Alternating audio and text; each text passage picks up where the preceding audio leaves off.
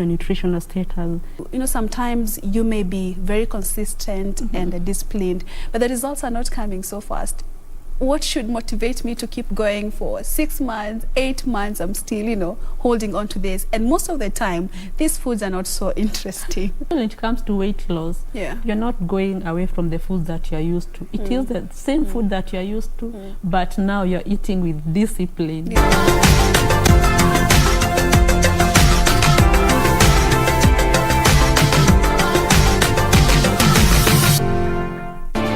Do you have a news story to share with KBC? Get in touch swiftly on email newsroom@kbc.co.ke, call 0723 892 654 or 0734 780 124.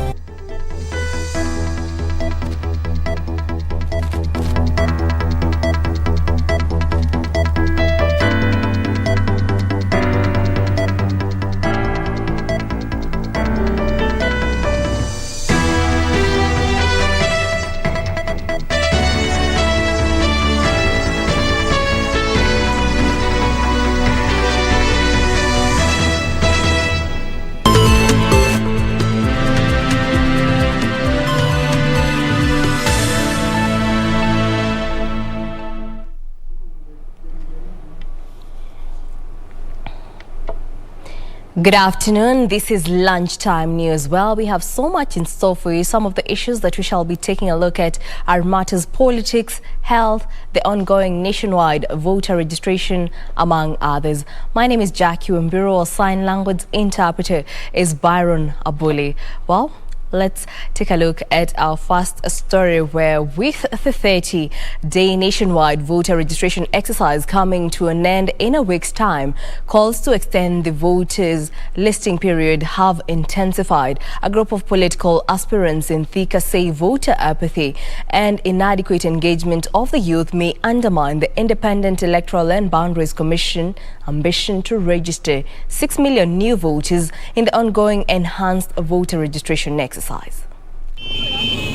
A group of leaders and concerned youth are urging the government to increase IEBC's funding to enable them extend the voter registration exercise so as to ensure as many Kenyans as possible participate in next year's elections. Speaking after holding rallies in Thika and Gatundu North, the youth led by Albert Maguru further rooted for civic education to youth on dangers of failing to vote. Tafadhali, wiki ni moja imebaki. Na sababu IEBC ilipatiana indicator hakuna any other chance ya kuextend hii opportunity. Mimi nawaomba, tafadhali mtoke, mchukue kura zenyu, mkae nayo. Hiyo ndio weapon yao ya kuongea na His sentiments were echoed by Juliet Kimemia, who is eyeing the Kiambu governor's seat on a Kanu ticket and who attributed low registration of voters to voter apathy, last-minute rush and the government's failure to engage youth. Hawajaelimishwa vizuri umuhimu wa kupiga kura, kwa sababu zile wenye wamepiga kura waliambiliwa vitu mingi sana yenye hawakuona. And on matters politics, 2022 politics dominated the issuance of title deeds at Msofuni Informal Settlement in Jomvu, Mombasa County, as politicians led by Governor Hassan Joho rallied support for the Orange Democratic Movement leader Raila Odinga's presidential bid. Over 400 title deeds were issued to residents who have been occupying the land as squatters. It was a sigh of relief for residents of Msofuni settlement in Jomvu, Mombasa County, who've been living as squatters when they finally received title deeds. However, 2022 succession politics will take center stage as Mombasa Governor Hassan Joho maintained that the coast region's loyalty to ODM leader Raila Odinga over the years will bear fruits this time round. Yani mtu aja watie hisia kali ati mumwache baba sahihi ambaye tunaenda kutoboa, na mimi nataka baba atoboe. Unajua kwa sababu gani? Nataka baba atoboe 2022 ili 2027 aniwachie. His sentiments were echoed by Jomvu Member of Parliament Badi Twalib, Mvita Member of Parliament Abdul Somad Nasir, and Likoni Member of Parliament Mishi Mboko, who also poked holes into Deputy President William Ruto's bottom-up approach. Leo watu wanapawa shilingi 2,000 kwenye cash transfer. Hapi kelele. Raila Odinga amezungumza maneno yake ya shilingi 6,000 za mpigisha kelele. Pilipili usoila inakuashia nini na anayewapatia Raila Odinga? Musijaribu kuhadaiwa. Zikija hatuambii muziache, zirambeni. Zirambeni, tena nawaambia kweli, zirambeni. Na baada ya mukishaziramba nikiingia mitaani mtuambie njoo tukununulie soda hapa. Na mimi pia nitakunywa soda yenu. Lakini musikubali kugawanywa na kupigana. Wacha tupatie baba hii shoti ya mwisho. Na tumuombee Mwenyezi Mungu sana baba, kwa sababu ya matendo yake, kwa sababu ametuletea katiba, ametuletea mambo ya multipartyism, ametuletea ugatuzi. Na wale wengine kama kazi yao ni maneno na nyenyenye nyingi, lakini nasema wakileta nyenyenye fimbo. Lens PS Charles Singer called on Kenyans to be careful and choose. A president will continue with President Uhuru Kenyatta's legacy, especially fulfilling the Big Four agenda. But as Riley's supporters rooted for his presidency, Mogotio Member of Parliament Daniel Toitek accused the government of violating electoral laws by allegedly engaging public servants in campaigning for the opposition leader. Wafanye kazi yao, wachana siasa.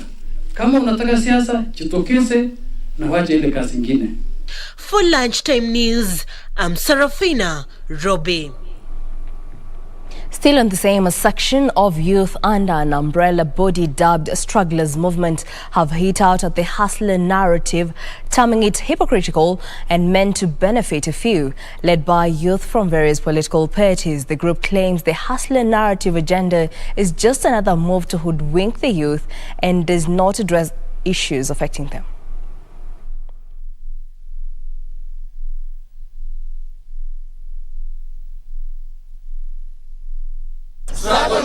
This is a movement for young people. And the R you're seeing, we're not supporting anyone. The R means real. Kama hujaona hiyo real, sisi tunasema struggle ni real. Hatuwezi kulinganisha Strugglers Movement na wale wenzetu ambao wanaadaa na kudanganya Wakenya kwamba wao wako watu wa chini, ilhali wao ni watu wa juu na tumejua.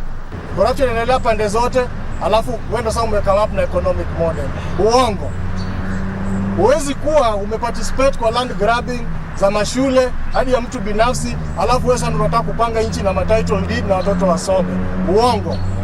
We focus our efforts especially on inclusivity, sustainable development, equity and equality among the majority of Kenyans that for decades have struggled for a better tomorrow in their businesses, employment, and other forms of livelihoods.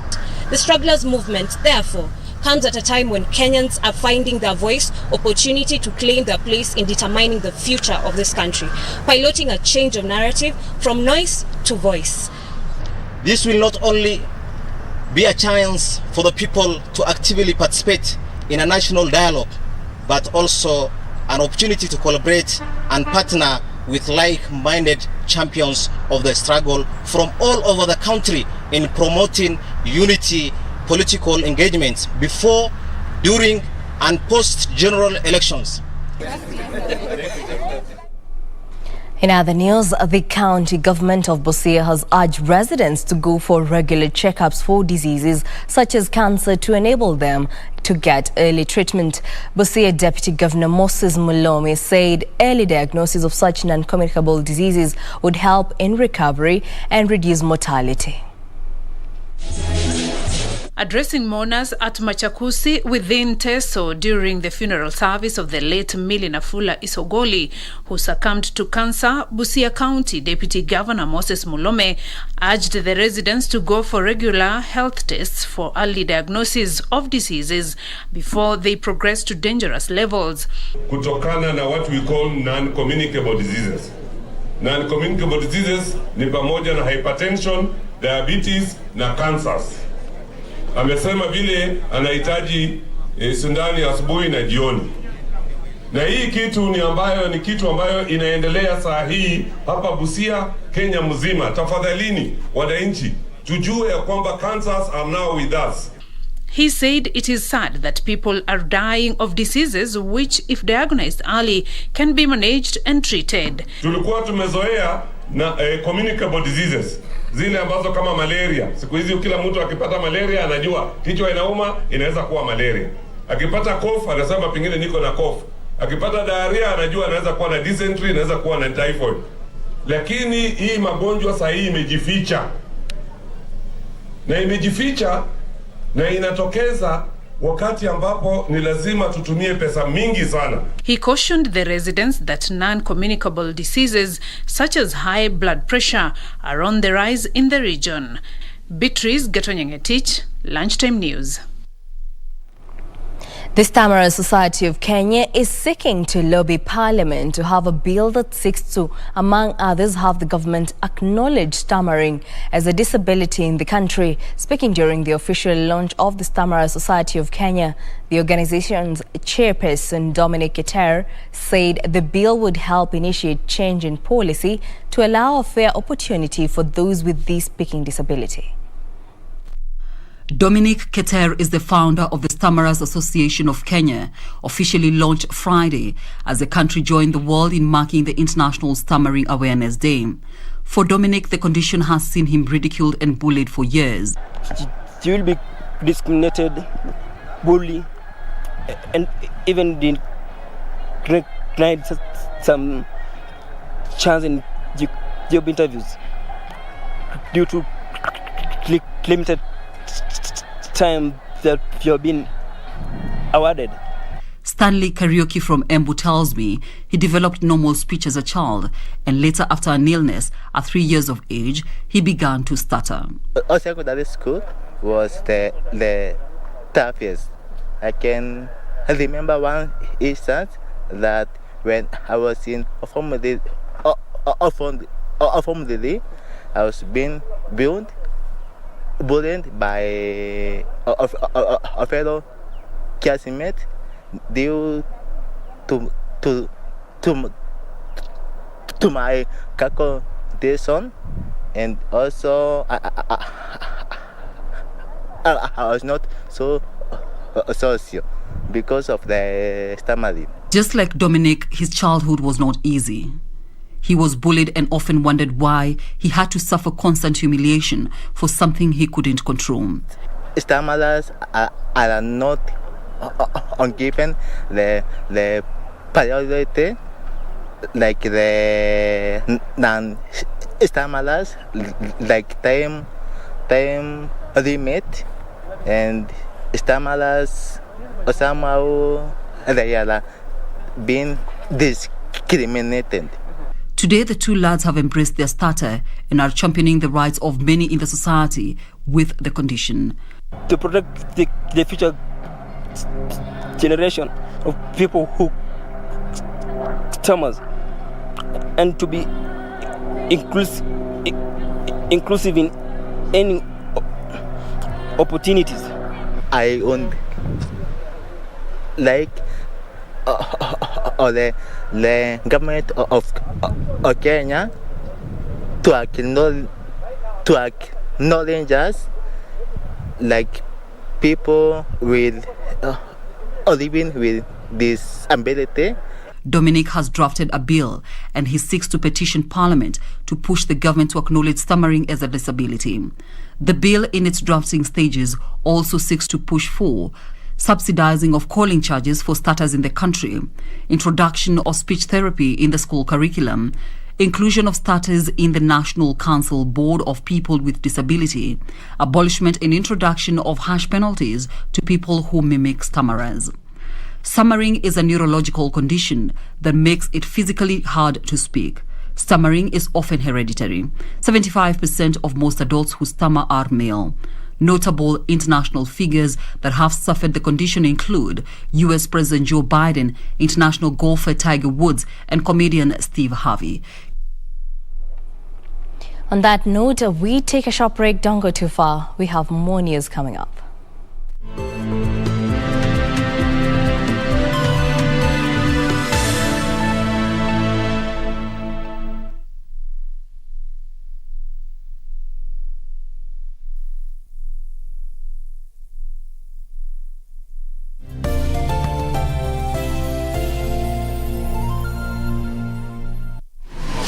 Log on to the KBC website at www.kbc.co.ke to get the latest breaking news, entertainment, sports, politics, lifestyle or business trends from Kenya and around the world. Never miss new episodes from your favorite TV shows, reruns and movies. Just stream online or watch live on your YouTube channel at KBC Channel 1 TV shows. For the day's biggest stories, trustworthy news and family entertainment, log on to KBC Channel 1. Watch what you want anytime, anywhere.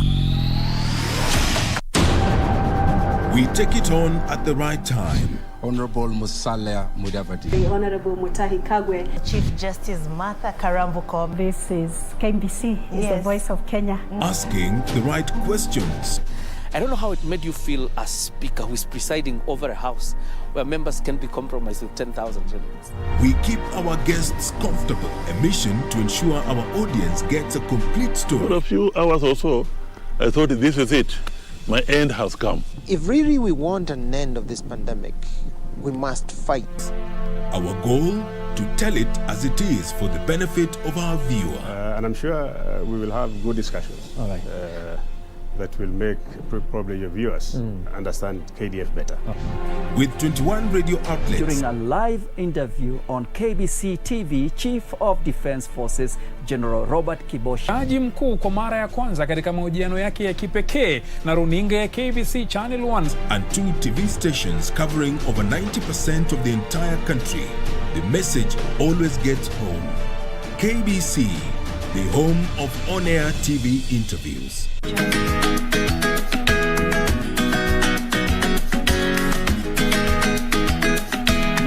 Kama mbaya itakuwa mbaya tu.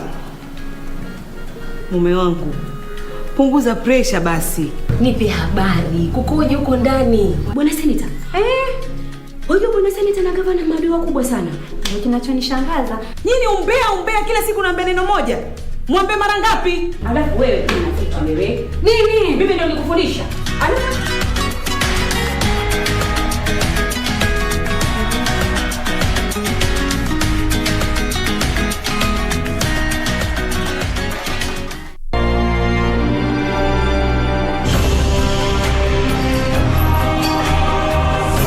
Hers was the face I saw above my cradle, the only mother I've ever known.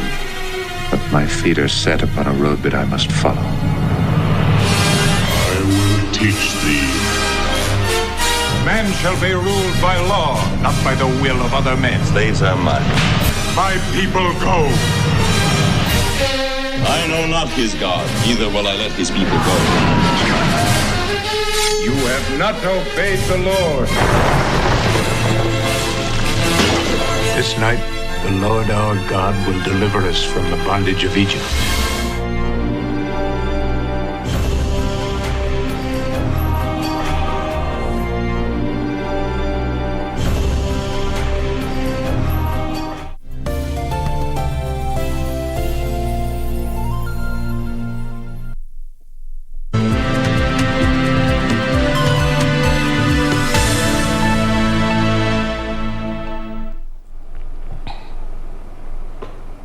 Welcome back. Now let's proceed. 3,000 residents of Nakuru have turned up for a specialized free eye clinic organized by the Lions Club of Nakuru. The medical drive that focused on the treatment of eyesight problems to enable the beneficiaries go about their daily activities with ease. The exercise that drew mostly the elderly among other age groups provided treatment of eye diseases as well as visual aids such as eyeglasses. Beneficiaries say the help is God-sent and will enable them overcome challenges occasioned by poor eyesight. Mimi nakuwa ni short-sighted. Na wakati mimi ni dereva, wakati napopeleka gari nakuwa na hiyo shida sana. Na wakati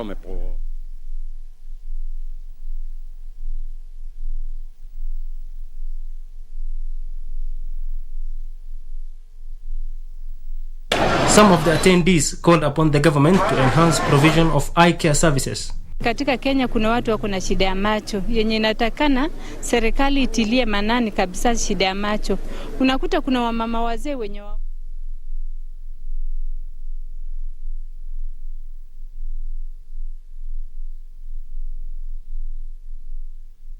Yusuf Hilo, Lunchtime News. Stakeholders at the Mama Ngina Waterfront Park in Mombasa have opposed the attempts by local politicians to turn the tourist historic site into a hawking zone.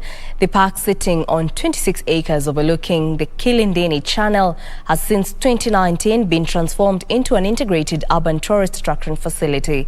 There is, however, a push by a section of politicians in Mombasa to allow hawkers into the park in what locals have termed as a political gimmick. Speaking to Channel 1, residency, unregulated business and other public activities would affect the aesthetic value of the iconic seaside park that was recently renovated and redeveloped by the government at a cost of 460 million shillings. Fahari, bustani ya fahari katika Mombasa na vile vile pwani nzima kwa jumla. But sio tu Kenya pwani peke yake bali hata Kenya mzima, kwa sababu tunapata wageni ambao kila siku wanaingia na kutoka na kufurahia bustani hii. The Mama Ngina Waterfront Park, formerly the Mama Ngina Drive, a seafront open public space, has been a popular destination for foreign and local tourists over the years. Recently, the Ministry of ICT, Innovation and Youth Affairs connected the park to the internet, turning it into a public Wi-Fi zone. Vile tuna jumba ambalo linakusudiwa kuwa la kitamaduni, jumba ambalo litakuwa linaweza kuchukua tamaduni za Kiswahili. Watu huweza kuelewa haswa historia na utamaduni kamili wa Mswahili. National Coordinator of Mama Ngina Waterfront Park, Ali Noor, says the project was designed to support tourism activities and not a business center, noting allowing hawkers would potentially degrade the appeal of the park as a tourist site. Rehema Hamisi says the waterfront is an open space which acts as a recreation spot for locals. Tumefurahi kufika hapa, eneo kama hili kuwa ni sehemu nzuri kuleta watoto, pia tufurahi kulivyotengezwa, kuondolewa kwa mahoka, hakuna tena kusumbuliwa. Jambo limetufurahisha. On weekends, the facility gives a platform to food vendors, showcasing different kinds of coastal delicacies, making it a culinary delight that is attracting both local and international visitors who are thronging the venue to sample the delicacies. Caroline Kamar reporting for Lunchtime News. Meanwhile, the family is calling on well-wishers to volunteer information that may help them find their missing son. Jefferson Mwangi Matere went missing on the 14th of October after leaving work and didn't make it home. His family has since then reported the matter to authorities as they desperately try to resolve the mystery around his disappearance. The accountant left his office at the Mission for Essential Drugs organization along the Mombasa Road at 4:48 p.m. according to the CCTV footage, but did not make it home. His wife will then report the matter to the mother, who then followed it up with the office and the nearby police station. We were shown the office CCTV. He logged out within the office at 4:36, walked out and left the gate at 4:48. We could see him walk towards the gate with a colleague. But when he walked out of the gate, he walked alone. And from there on, we don't know what happened to him. We've not been able to trace him. 10 days and desperate searches later, Jefferson is yet to be found. We have followed up with hospitals, police stations, as well as mortuaries. The mother is appealing to anyone who may have information that may lead to finding his son and reuniting with his family to come to their aid. The wife is devastated. She has been in the search with me. Jeff has a small son who is 11 months old, and we are waiting for Jeff to come home. Anybody who might have seen something happen outside the office, or who might be accommodating Jeff, or anybody who is holding Jeff, please release my son back to me. Any information on his whereabouts can be channeled to the Central Police Station on 0721 337 999 or Kamukunji Police Station on 0721 244 999. Yusufar reporting for Lunchtime News. For 36 years, Githendu Primary School in Mathioya, Murang'a County has never been connected to power. However, the school has finally emerged from the decades-old darkness thanks to the magnanimity of one James Ohome Minor. Let there be light. Githendo Primary School is finally connected to the power grid, and the entire school fraternity is here to witness this momentous occasion. James Wahome Minor is the man who made it all happen. James says he was touched by the struggle learners go through in attempts to acquire knowledge. The big question was, it is during the day and we can't see each other. So there was need for this school to have electricity, and that is why I volunteered to do that for the whole school. Deputy head teacher Wambiru Kimari says finally her learners can burn the midnight oil literally. Wakati alituwekea nini stima, tunaendelea kusoma vizuri sana na tutakuwa na improvement ya masomo. James says such noble cuts go a long way in helping learners get ahead in life, and everyone should embrace the heart of giving. From darkness to light, the hunt for knowledge for these pupils at Githendo Primary School is now bright as day. Jacqueline Masharia for Lunchtime News. Stakeholders in child welfare advocacy are challenging the judiciary to prioritize taking non-custodial measures for petty offenders with dependable children. According to Susan Njeri Waititu, who is a counseling psychologist, parental incarceration exposes thousands of children to emotional, physical, educational and financial threats impacting their general growth and development. Well, Safin Achingoma with more details. In Witeithia village, Juja sub-county within Kiambu County, Boniface Mburu is busy juggling between domestic chores and caring for his 1-year-old son.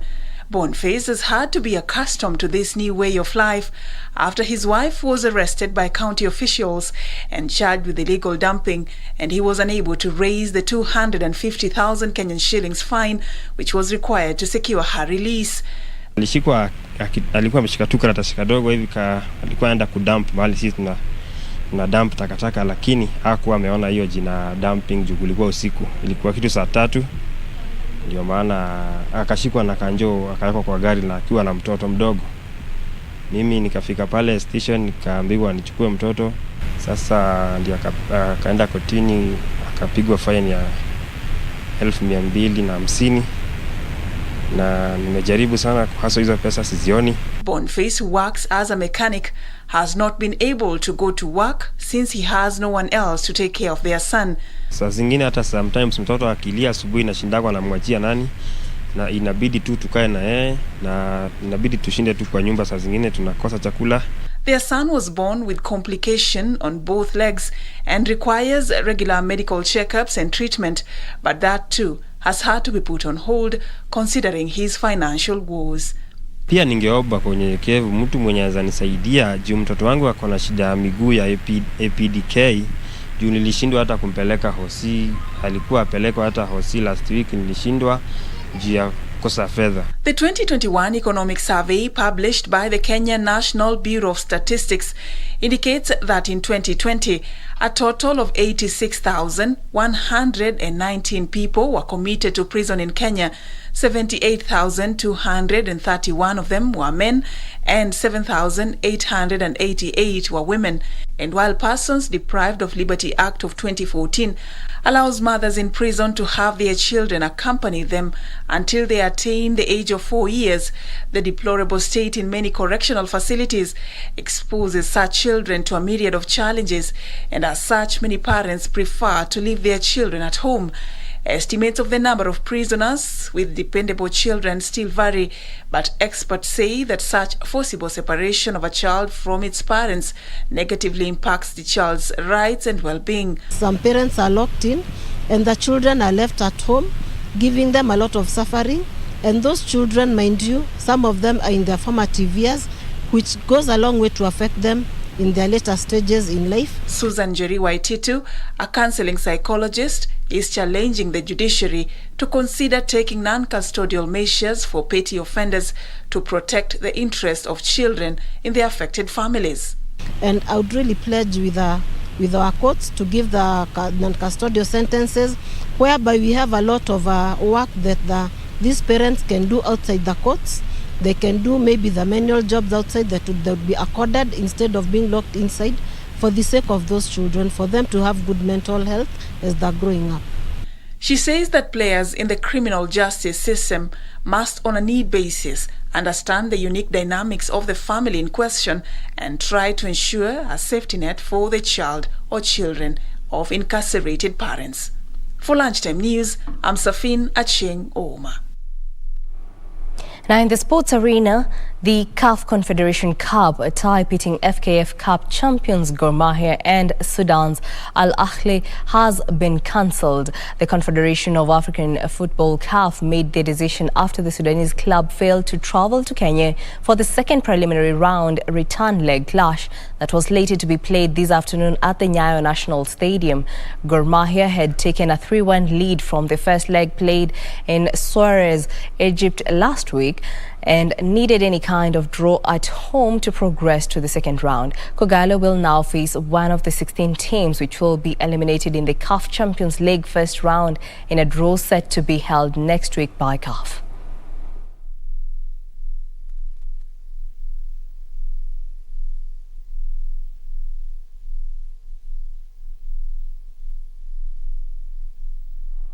Well, on that note, that brings us to the end of our bulletin this afternoon. Thank you for choosing Lunchtime News. For more news, check out our website at kbc.co.ke. My name is Jacky, Wambiru. Sign language interpreter is Byron Opole. Enjoy the rest of your Sunday.